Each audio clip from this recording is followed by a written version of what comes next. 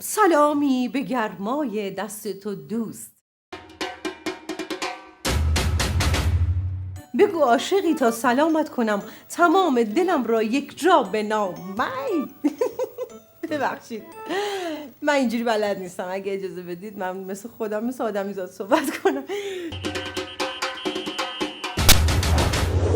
اینجا ریو، ما در ریو، ما و ریو، نام برنامه ما ماریو. گلاب بروتون، گلاب بروتون. بای من چی نبود که هیچ کس. چی بودیم؟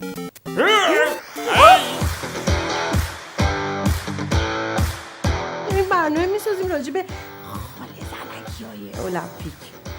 زنگی المپیک. آره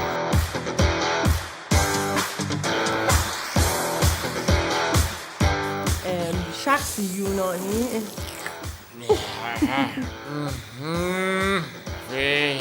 خب این چه کاریه؟ دارم خبر میگم. چه کاری؟ میخوای بری؟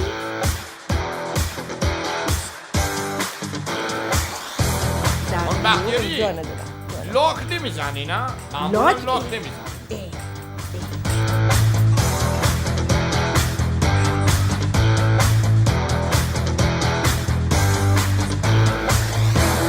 خواستم عرض کنم که من خیلی از شما خوشم میاد.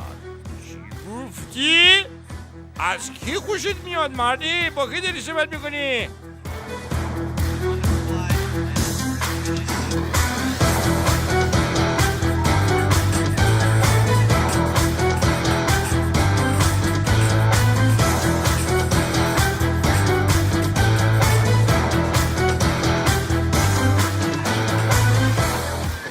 بختیاری نگفت که از برنامه شما خوشم میاد که اگه اینی میگفت که من قاطی نمیکردم.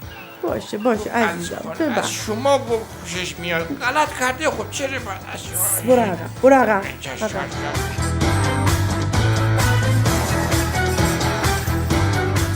برای عضویت رایگان در باشگاه موریو عدد صدر به 60 206 بفرستید.